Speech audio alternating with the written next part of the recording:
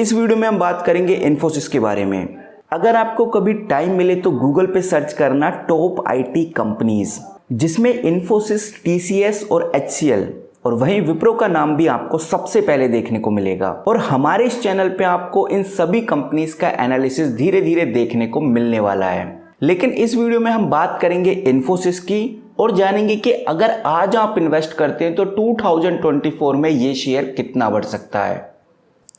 मैं आपको बताऊंगा कि बेसिकली आज कंपनी क्या कर रही है, क्योंकि आज जो कंपनी करेगी उससे कल बनेगा और कल जो करेगी उससे भविष्य बनेगा।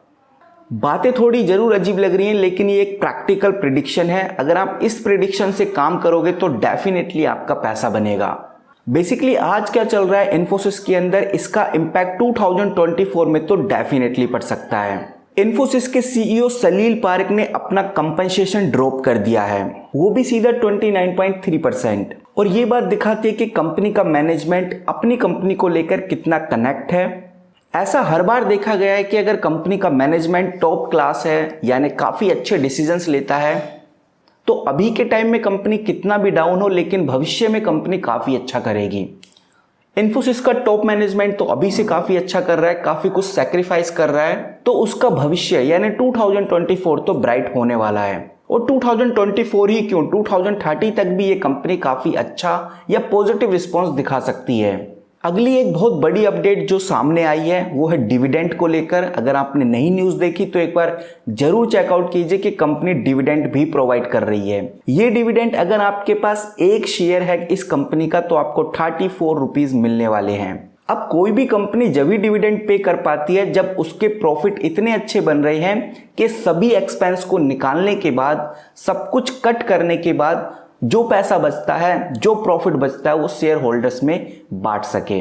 2023 के अकॉर्डिंग इन्फोसिस इंडिया की सेकंड लार्जेस्ट कंपनी बन गई है। वहीं कंपनी ने केयरडैश को भी एक्वायर किया है $6.8 बिलियन में। अगर आप नहीं जानते केयरडैश क्या है तो मैं आपको बताना चाहूंगा, ये कैलिफोर्निया की हेल्थ केयर कंपनी है। लेकिन इन्फोसिस तो एक टेक कंपनी है, फिर ये हेल्थ केयर में क्यों इन्वेस्ट कर रही है? तो आपको बताना चाहूंगा, केयरडैश एक डिजिटल हेल्थ केयर कंपनी है। ये कंपनी ऑनलाइन प्लेटफॉर्म प्रोवाइड करती है और ये प्लेटफॉर्म कनेक्ट करता है पेशेंट को डॉक्टर से और पेशेंट्स को हॉस्पिटल से। इस कंपनी के पास 100 मिलियन से भी ज्यादा एक्टिव यूजर हैं। जी हाँ दोस्तों, एक्टिव यूजर हैं। फेसबुक की तरह नहीं कि यूजर्स डेड हो चुके हैं। यहाँ पर एक्टिव यूजर होने का सबसे बड़ा रीजन यही है कि उनकी हेल्थ का सवाल है। जहां सवाल एक पेशेंट को अपनी हेल्थ को लेकर आता है तो एक्टिव यूजर होना तो पॉसिबल है। और गाइस ऐसे ही कुछ मेजर और इंपॉर्टेंट पॉइंट हैं जिसकी वजह से इन्फोसिस ने केयरडैश को एक्वायर किया है। अब ये पॉइंट कंपनी के फ्यूचर ग्रोथ में कितना हेल्प करेगा ये मुझे बताने की जरूरत नहीं, क्योंकि आप लोग अच्छे से जानते हैं कि ये कितनी बड़ी अपॉर्चुनिटी कंपनी ने हाथ में ली है। Infosys awarded 100 million contract from DoD यानी कि यूएस डिपार्टमेंट ऑफ डिफेंस।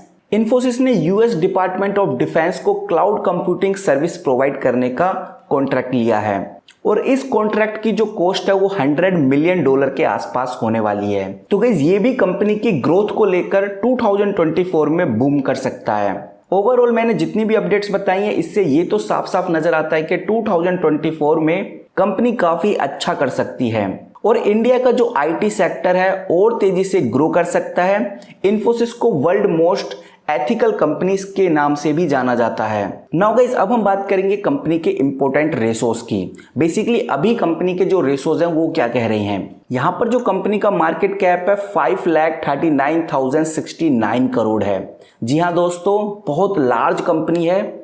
और कंपनी का पीई आप देखिए सिर्फ 22.5, यानी कि बहुत ही सस्ते दाम पे आज ये कंपनी आपको मिल रही है। रिटर्न ऑन कैपिटल इक्विटी और रिटर्न ऑन इक्विटी तो लाजवाब है। 31.8% का company return on equity provide करती है और डिविडेंड इलाइट 2.62% का प्रोवाइड करती है। यानी एक तो कंपनी आपको रिटर्न बहुत अच्छा दे रही है, दूसरा कंपनी जो डिविडेंड आपको प्रोवाइड कर रही है यानी एक्स्ट्रा पैसा प्रॉफिट के बाद वो भी 2.62% के आसपास। तो ओवरऑल जो आपको प्रॉफिट्स मिलने वाले हैं वो 35% के आसपास मिलेंगे अगर आप इस कंपनी के शेयर को बाय करते हैं तो। वहीं बात करें कंपनी के कर्ज की, तो कर्ज कंपनी के ऊपर ना के बराबर है। 0.11 का डेट टू इक्विटी है, जो कि बहुत ज्यादा कम है। यानी कि 5,39,069 करोड़ की कंपनी के ऊपर सिर्फ और सिर्फ 8,299 करोड़ का कर्ज है, जो कि बहुत ज्यादा कम है। कंपनी जब चाहे तब इस कर्ज को चुका सकती है। 5 साल का अगर आप सेल रिकॉर्ड उठाकर देखेंगे तो सीधा 15% की ग्रोथ है, जो कि एक ड्रास्टिक चेंज है। हम कह सकते हैं कि आईटी सेक्टर अभी थोड़ा डाउन चल रहा है पूरी वर्ल्ड इकोनॉमिक के अंदर, लेकिन इन्फोसिस अभी भी ग्रो करता हुआ नजर आ रहा है। वहीं अगर हम कंपनी की बैलेंस शीट को ध्यान से ऑब्जर्व करें तो हमें समझ में आता है कि जो कंपनी का रिजर्व है वो कंटिन्यूसली बढ़ता जा रहा है। अभी 73,338 करोड़ का कंपनी के पास रिजर्व है। रिजर्व यानी कि ऐसा पैसा जो कंपनी मुसीबत में यूज करे, किसी प्रॉब्लम में यूज करे, और मुझे नहीं लगता कि कंपनी के ऊपर इतनी बड़ी प्रॉब्लम कभी आने वाली है। यहाँ पर कंपनी के फिक्स एसेट्स भी आप देख सकते हैं जो कंटिन्यूसली बढ़ रहे हैं। 25,000 से बढ़कर 29,000 हो गए हैं, और ये चीज दिखाती है कि भाई कंपनी के फ्यूचर प्लान कितने अट्रैक्टिव हैं। यानी कंपनी एसेट्स बना रही है और ये एसेट्स बाद में कंपनी को रिटर्न देंगे, तो कहीं ना कहीं कंपनी की ग्रोथ और तेजी से बढ़ने की संभावनाएं हैं। बात करते हैं प्रमोटर्स की और डीआईआई की और गवर्नमेंट की। कितना इन्वेस्ट किया हुआ है इन्होंने।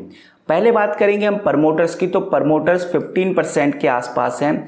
मार्च 2023 में भी 15% है। बहुत सारे लोग बोलते हैं कि यार प्रमोटर्स तो 50% से ज़्यादा होने चाहिए, लेकिन यहाँ पर 15% है, यानी 15% ही हैं। तो यहाँ पर आप और चीज़ें देखिए, जैसे आप FII देखिए 35% है। आप DII म्यूचुअल फंड्स देखिए, म्यूचुअल फंड्स ने 33% इस कंपनी में इन्वेस्ट किया हुआ है। गवर्नमेंट ने भी 0.19% इन्वेस्ट किया हुआ है। Overall government, DII, FII promoters को मिलाया जाए तो लगभग 80% जो होल्डिंग है वो इन्होंने ही ले रखी है। पब्लिक ने सिर्फ 15% की होल्डिंग इस कंपनी में ली हुई है। तो आपका क्या सोचना है इस कंपनी के बारे में, वीडियो के नीचे कमेंट करके जरूर बता सकते हैं। बेसिकली ये वीडियो सिर्फ एजुकेशन और इन्फॉर्मेशन पर्पस से बनाई गई है। हम आपको कभी भी सलाह नहीं देते कि आप किसी भी कंपनी में इन्वेस्ट करें या फिर सेल करें या बाय करें, वो डिसीजन आपका है। तो किसी भी कंपनी में इन्वेस्ट करने से पहले एक बार अपने फाइनेंशियल एडवाइजर से एडवाइस जरूर ले लीजिए। तो गाइस मिलते हैं किसी नए IT स्टॉक के साथ, तब तक के लिए take care and good bye.